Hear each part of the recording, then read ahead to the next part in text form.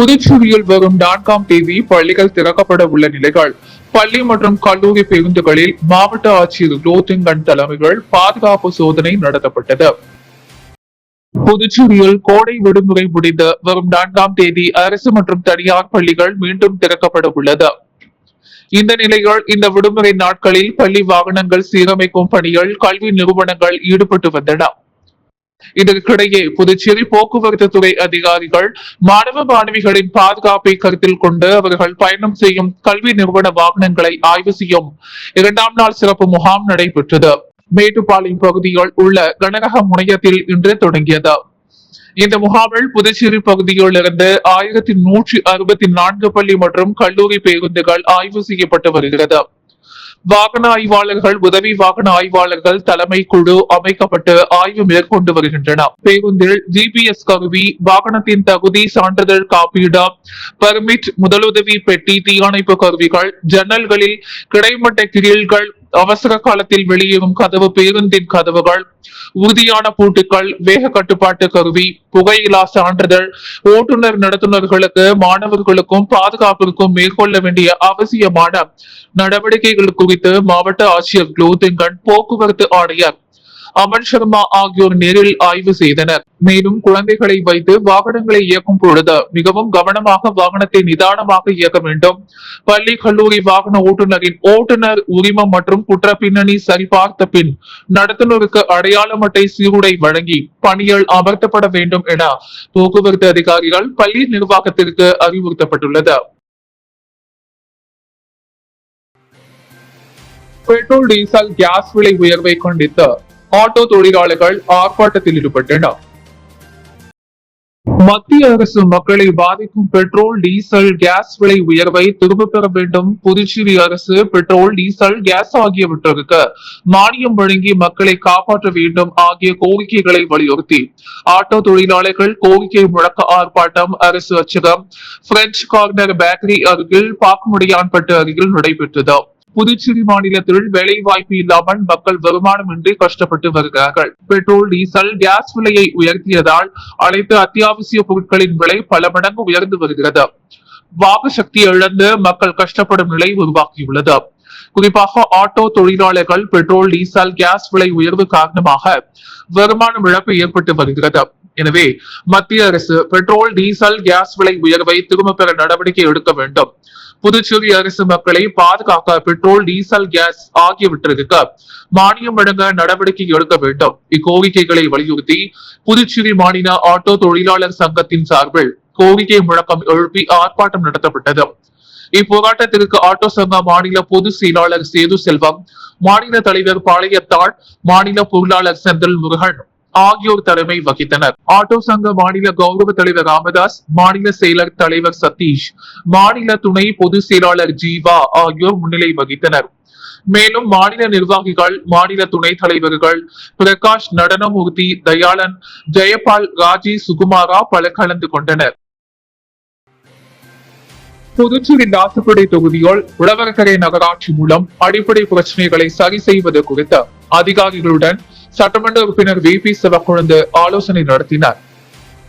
புதுச்சேரி லாசுப்படை சட்டமன்ற தொகுதியில் புதுச்சேரி அரசு உழவர்கரை நகராட்சி மூலம் 2026-2027 நிதி ஆண்டிற்கான சட்டமன்ற உறுப்பினர் தொகுதி மேம்பாட்டு நிதியில் இருந்து வேலைகள் செய்வது தொடர்பான கலந்தாலோசனை கூட்டம் தொகுதியின் சட்டமன்ற உறுப்பினரும் மேனாள் சபாநாயகருமான சப்தகிரி VP சிவக்கொழுந்து மற்றும் சப்தகிரி அறக்கட்டளையின் பொறுப்பாளர் VPS ரமேஷ்குமார் தலைமைகள் லாசுப்பேட்டை ஏர்போர்ட் சாலையில் உள்ள NR காங்கிரஸ் அலுவலகத்தில் நடைபெற்றது. லாசுப்பேட்டை தொகுதி முழுவதும் உள்ள அனைத்து சாலைகளையும் பார்வையிட்டு எந்தெந்த பகுதிகளுக்கு புதிய சாலைகள் அமைப்பதும், மழை காலங்களில் கழிவுநீர் வெளியேறுவதற்கான தோண்டப்பட்ட சாலைகளை சீர் செய்வது தொடர்பாகவும் இக்கூட்டத்தில் ஆலோசிக்கப்பட்டது. இதில் இளைநிலை பொறியாளர் சாந்தன் மற்றும் கட்சி நிர்வாகிகள் ஆகியோர் கலந்து கொண்டனர். முன்னாள் முதல்வர் நாராயணசாமி பிறந்தநாள் விழாவை முன்னிட்டு பல்வேறு ஆலயத்தில் சிறப்பு பூஜை செய்யப்பட்டு அவரது இல்லத்தில் அன்னதானம் மற்றும் நலத்திட்ட உதவிகள் வழங்கப்பட்டது. புதுச்சேரி முன்னாள் முதலமைச்சர் நாராயணசாமியின் பிறந்த நாளை முன்னிட்டு புதுச்சேரி நகரின் பல்வேறு பகுதிகளில் காங்கிரஸ் கட்சியினர் சார்பில் சிறப்பு பூஜைகள், கொடியேற்ற நிகழ்ச்சிகள், அன்னதானம் மற்றும் நலத்திட்ட உதவிகள் வழங்கும் நிகழ்ச்சிகள் வெகு விமர்சையாக நடைபெற்றது. பிறந்த நாளை ஒட்டி காலை பாண்டிச்சேரி மடக்குளம் விநாயகர் கோவிலில் சிறப்பு பூஜை நடைபெற்றதுடன் தங்க தேர் இழுக்கும் நிகழ்வும் நடைபெற்றது. தொடர்ந்து மிஷன் வீதி, புசி வீதி சார்பில் ராஜ்பவன் வட்டார காங்கிரஸ் கமிட்டி சார்பில் காங்கிரஸ் கொடியேற்றி பொதுமக்களுக்கு இனிப்புகள் வழங்கப்பட்டன.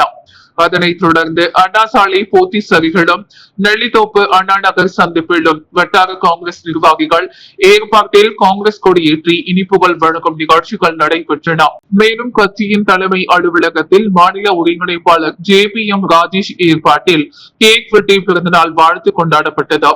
பகல் நேரத்தில் ரெடியார்பாளையம், அஜீஸ் நகர் பகுதிகள் புரொபஷனல் காங்கிரஸ் தலைவர் கிருஷ்ண பாரதி ஏற்பாட்டில் பொதுமக்களுக்கு அன்னதானம் வழங்கப்பட்டது. தொடர்ந்து முன்னாள் முதலமைச்சர் நாராயணசாமியின் இல்லத்தில் அன்னதானம் மற்றும் நலத்திட்ட உதவிகள் வழங்கும் நிகழ்ச்சிகள் நடைபெற்றன. இதனைத் தொடர்ந்து மாலை கிழக்கு மாவட்ட தலைவர் வேல்முருகன் தலைமையில் ஹோஸ்பிஸ் கான்வென்ட் இல்லத்தில் இரவு விருது வழங்கப்பட்டது. இந்நிகழ்ச்சியில் காங்கிரஸ் கட்சி நிர்வாகிகள், தொண்டர்கள் மற்றும் ஏராளமான பொதுமக்கள் கலந்து கொண்டு முன்னாள் முதலமைச்சர் நாராயணசாமிக்கு பிறந்த நாள் வாழ்த்துக்கள் தெரிவித்தனர். பள்ளி கல்லூரி பேருந்து வாகனங்களை போக்குவரத்து துறையினர் அந்தந்த பள்ளிக்கு சென்று ஆய்வு மேற்கொண்டால் பெட்ரோல், டீசல் உள்ளிட்ட எரிபொருள் சிக்கன நடவடிக்கையாக இருந்திருக்கும் என சமூக சேவகரும் பாஜக பிரமுகருமான மாபதி தெரிவித்துள்ளார். புதுச்சேரி போக்குவரத்து துறை சார்பில் இன்று பள்ளி கல்லூரி வாகனங்களை ஆய்வு செய்யும் 2 நாள் சிறப்பு முகாம் மேட்டுப்பாளையம் பகுதிகள் உள்ள கனரக முனையத்தில் இன்று நடைபெற்றது. இதில் 1000க்கும் மேற்பட்ட பள்ளி, கல்லூரி, பேருந்து உள்ளிட்ட வாகனங்கள் கலந்து கொண்டன. மாவட்ட ஆட்சியர் குலோதுங்கன் தலைமையில் நடைபெற்ற இந்த சோதனைகள் வாகனங்களை மோட்டார் வாகன உதவி ஆய்வாளர்கள் சோதனை செய்தனர். இந்நிலையில் இன்று செய்தியாளர்களை சந்தித்த சமூக சேவகரும் பாஜக பிரமுகருமான உமாபதி, பிரதமர் நரேந்திர மோடி பெட்ரோல், டீசல் உள்ளிட்ட எரிபொருள் சிக்கன நடவடிக்கையை மேற்கொள்ளுமாறு வலியுறுத்தி இந்நிலையில் இன்று மேட்டுப்பாளையம் பகுதிக்கு அனைத்து பள்ளி மற்றும் கல்லூரி பேருந்துகளையும் வரவழைத்து சோதனை மற்றும் ஆய்வு மேற்கொண்டுள்ளனர். இந்த பேருந்து உள்ளிட்ட வாகனங்களை அந்தந்த பள்ளி, கல்லூரிக்கு சென்று போக்குவரத்து துறையினர் ஆய்வு மற்றும் சோதனை மேற்கொண்டால் எரிபொருள் சிக்கன நடவடிக்கையாக இருந்திருக்கும் என்று தெரிவித்தார். புதுச்சேரி ரெடியார்பாளையம் தொகுதிக்கு உட்பட்ட அஜீஸ் நகர் பகுதிகள் முன்னாள் முதல்வர் நாராயணசாமி பிறந்தநாள் விழாவை அன்னதானம் மற்றும் நலத்திட்ட உதவிகள் வழங்கப்பட்டது. புதுச்சேரி முன்னாள் முதலமைச்சர் நாராயணசாமியின் பிறந்த நாளை ஒட்டி ரெடியார்பாளையம் அஜீஸ் நகர் பகுதியில் புரொபஷனல் காங்கிரஸ் சார்பில் அன்னதானம் மற்றும் நலத்திட்ட உதவிகள் வழங்கும் நிகழ்ச்சி நடைபெற்றது. இதில் நிகழ்ச்சி புரொபஷனல் காங்கிரஸ் தலைவர் கிருஷ்ண பாரதி தலைமையில் நடைபெற்றது. இதில் முன்னாள் சட்டமன்ற உறுப்பினர் TPR செல்வம் மற்றும் சிவசங்கர் கலந்து கொண்டு பொதுமக்களுக்கு அன்னதானம் வழங்கினர். மேலும் பொதுமக்களுக்கு பல்வேறு நலத்திட்ட உதவிகளும் வழங்கப்பட்டன. இந்நிகழ்ச்சியில் மாநில காங்கிரஸ் நிர்வாகிகள், புரொபஷனல் காங்கிரஸ் நிர்வாகிகள் உள்ளிட்ட பல கலந்து கொண்டு முன்னாள் முதலமைச்சர் நாராயணசாமிக்கு பிறந்த நாள் வாழ்த்துக்களை தெரிவித்தனர். தமிழகத்தில் விஜய் ஆட்சி அமைந்திருப்பது மகிழ்ச்சியாக உள்ளது. நகைக்கடை திறப்பு விழாவில் கலந்து கொண்ட பிரபல திரைப்பட நடிகை ராஷி கண்ணா பேட்டி. சென்னை மற்றும் மதுரையில் வாடிக்கையாளர்களின் இதயங்களை கவர்ந்துள்ள சல்லானி ஜுவல்லர் மார்ட் தரம், நம்பிக்கை தன்மை, புதுமை மற்றும் காலத்தை தாண்டிய கைவினை திறன் ஆகியவற்றில் தனது அர்ப்பணிப்புடன் இப்போது புதுச்சேரியில் புதிய ஷோரூமை அமைத்துள்ளது. இதன் திறப்பு விழா நடைபெற்றது.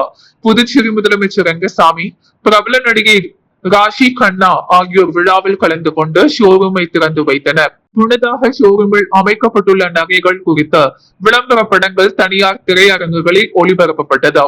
தொடர்ந்து செய்தியாளர்களை சந்தித்த நடிகை ராஷி கண்ணா, புதுச்சேரியில் நடைபெற்ற பல திரைப்பட ஷூட்டிங்கில் கலந்து கொண்டிருக்கின்றேன். தற்போது புதுச்சேரியில் புதிய நகை கடை திறந்து வைப்பது மகிழ்ச்சி அடைகிறேன் என்று தெரிவித்தார். அவர் தமிழகத்தில் தாவேகா விஜய் முதலமைச்சராக இருப்பது மிகவும் சந்தோஷமாக உள்ளது. மக்களுக்கு ஒரு சிறப்பான ஆட்சியை அவர் கொடுப்பார் என்ற நம்பிக்கை உள்ளதாக அவர் தெரிவித்தார்.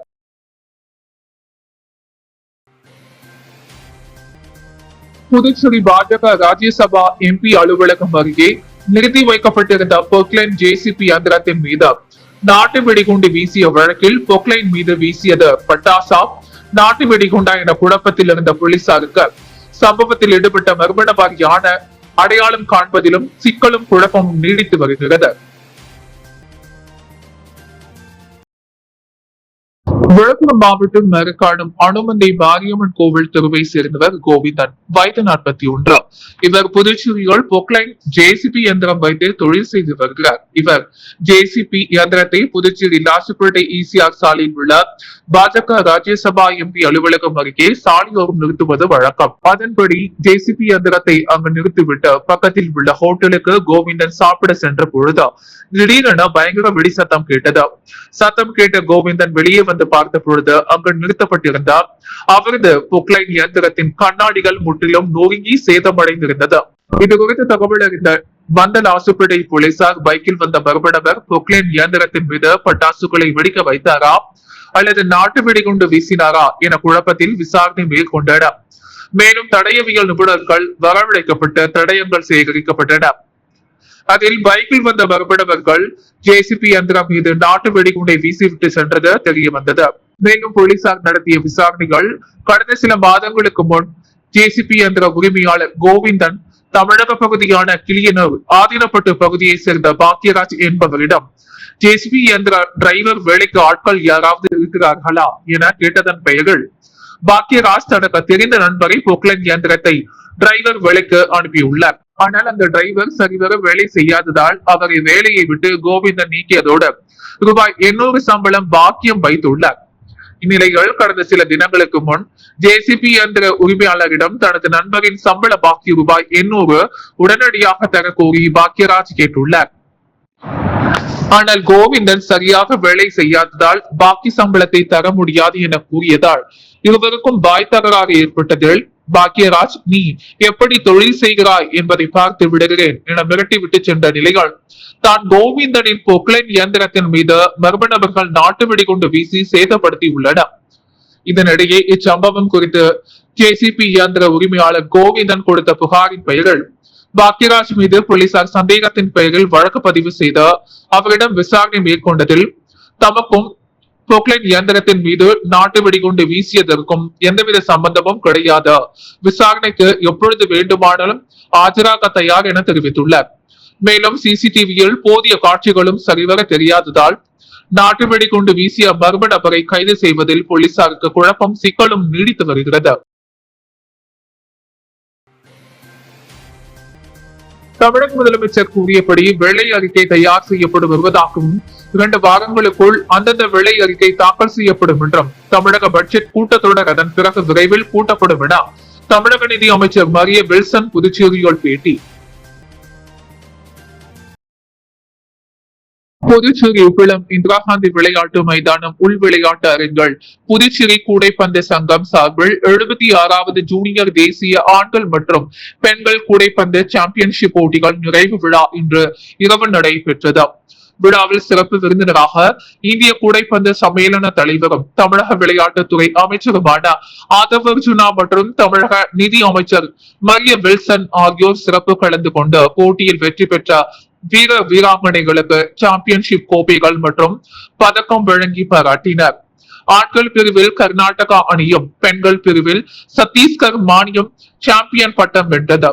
ஆண்கள் பிரிவில் 2 இடம் ஹரியானா, 3ஆம் இடம் ராஜஸ்தான், பெண்கள் பிரிவில் 2ஆம் இடம் கேரளம், 3ஆம் இடம் தமிழக அணியும் பிடித்தன. செய்தியாளர்களிடம் பேசிய தமிழக நிதி அமைச்சர் மரிய வில்சன் புதுச்சேரி நான் பிறந்த ஊர், இங்க கூடைப்பந்து போட்டியில் பங்கேற்றுள்ளேன், இங்கு வந்தது பழைய நினைவுகளை அளித்துள்ளதாகவும் மேலும் அமைச்சராக பங்கேற்கும் முதல் விழாவாகவும் இது அமைந்துள்ளது என்றார். தொடர்ந்து பேசிய அவர் தமிழக முதலமைச்சர் விஜய் கூறியதை போல தமிழக நிதிநிலை தொடர்பாக வெள்ளை அறிக்கை தயாராகும் பணி நடந்து கொண்டிருக்கிறது என்றும் இன்னும் 2 வாரத்தில் வெள்ளை அறிக்கை வெளியிடப்படும் என்றும் மேலும் இறுதிய பட்ஜெட் கூடிய விரைவில் தாக்கல் செய்யப்படும் எனவும் தெரிவித்தார். அப்போது முதல்வர் விஜயின் டெல்லி பயணம் வெற்றியா தோல்வியா என்று செய்தியாளர்கள் கேட்டதற்கு அது மறுசீர்முறை சார்ந்தது. முதல் முறையாக அவர் தமிழகத்தின் முதல்வர் ஆகியுள்ளார். அதன் அடிப்படையில் பிரதமரை சந்தித்துள்ளார். புதுச்சேரி தட்டாஞ்சாவடி இடைத்தேர்தலில் தாவேகா போட்டியிடுமா என்ற கேள்விக்கு அதை தலைமை தான் முடிவு செய்யும் என்று தெரிவித்தார். புதுச்சேரி லாத்துப்பேட்டை தொகுதிகள் கொசு மருந்து தெளிக்கும் பணியினை சட்டமன்ற உறுப்பினர் VP சிவக்கொழுந்து அறிவுறுத்தலின்படி நகராட்சி அதிகாரிகள் மருந்துகளை தெளித்தனர். புதுச்சேரி லாத்துப்பேட்டை தொகுதிக்கு உட்பட்ட மடுவுப்பேட் சேத்திலால் நகர், சலவையாளர் நகர் ஆகிய பகுதிகளில் கொசு தொல்லை அதிகமாக இருப்பதாக அந்த பகுதி மக்கள் புகார் தெரிவித்திருந்தனர். இந்நிலையில் லாத்துப்பேட்டை தொகுதி என்ஆர் காங்கிரஸ் சட்டமன்ற உறுப்பினர் VP சிவக்கொழுந்து அறிவுறுத்தல் படி நகராட்சி அதிகாரிகள் மற்றும் ஊழியர்கள் அந்த பகுதிகள் கொசு மருந்துகளை தெளித்தனர். உடனடியாக இந்த பணி நடைபெற்றதை அடுத்து அந்த பகுதி மக்கள் சட்டமன்ற உறுப்பினர் VP சிவக்கொழுந்துவிற்கு மற்றும் சப்தகிரி அறக்கட்டளை பொறுப்பாளர் VPS ரமேஷ்குமார் ஆகியோருக்கு நன்றியை தெரிவித்துள்ளனர். புதுச்சேரியில் விதிமுறைகளை மீறி சுற்றுலா பயணிகளை ஈற்றி சென்ற 5 தனியார் படகுகள் மீது நடவடிக்கை எடுக்க கோரி கடலோர காவல்படை போலீசார் சம்பந்தப்பட்ட துறைகளுக்கு கடிதம் அனுப்பியுள்ளனர்.